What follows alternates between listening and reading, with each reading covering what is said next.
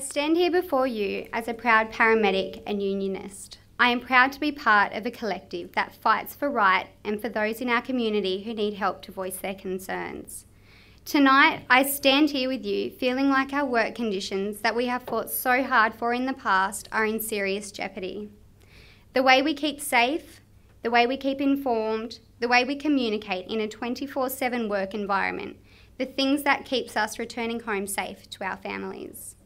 To strip those processes away that allow access to decision-making on safety issues, rostering, equipment, uniforms, and even basic issue resolution at station level is a step back to the dark ages.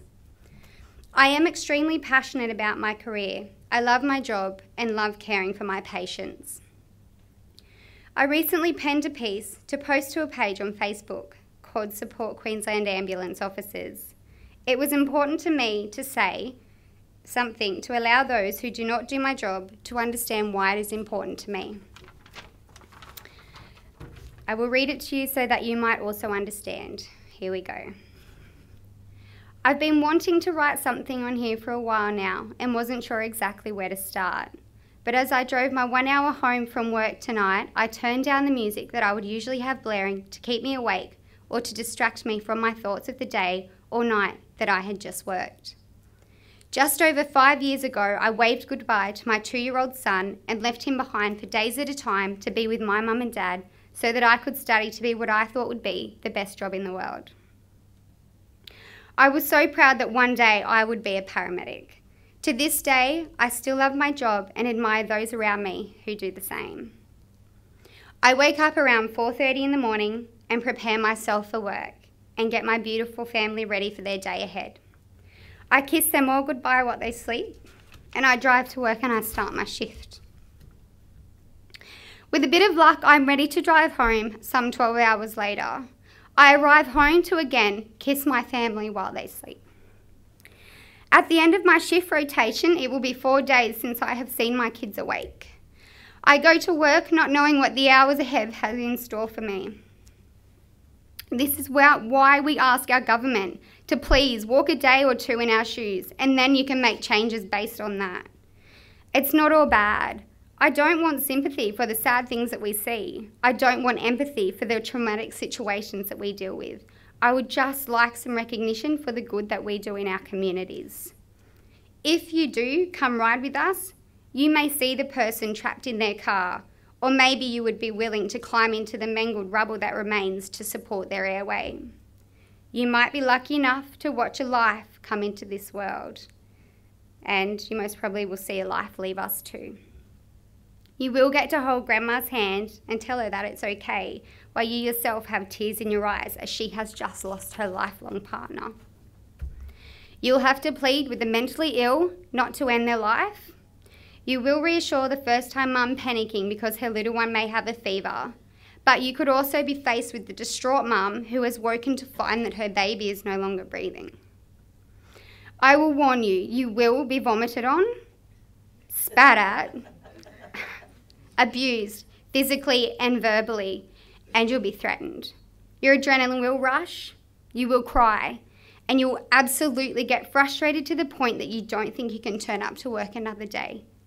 But what you will also see and never tire of is a look of relief on the faces of the patient or the family members when they open the door and they realise that help has arrived. That in itself is where we are worth our weight in gold.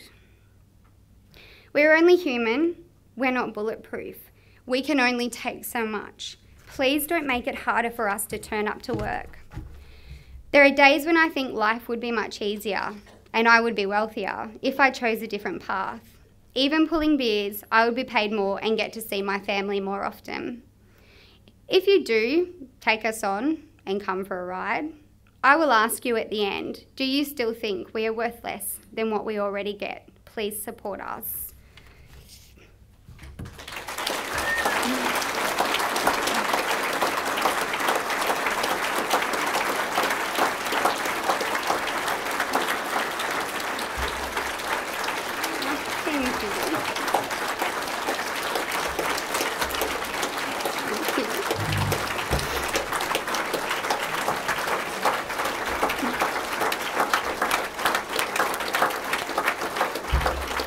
Haven't finished yet. Thank you. Thank you so much. In the days since I posted that to the web, I have been humbled by the response. Around 30,000 people in this community and worldwide have liked my post, and still counting.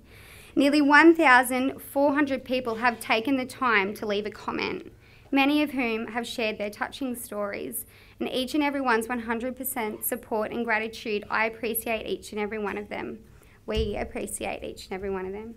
While I have made sacrifices to do this job, they are entirely my choice to be what I dream to be. What I cannot stand by and be silent about are the actions of this state government in the stripping away of the very conditions that allow me some certainty in my work life.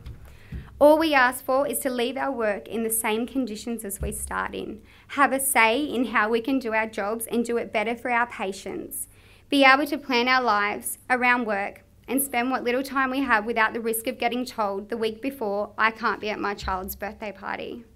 We have stood by Queenslanders through thick and thin. We have stood by Queenslanders in drought, fire, flood and tempest. Tonight, I ask that you be seen and heard standing with us and standing with a united voice against this government's actions. Head to www.standingwithus.com and provide your endorsement to our campaign. Thank you for allowing me to tell my story.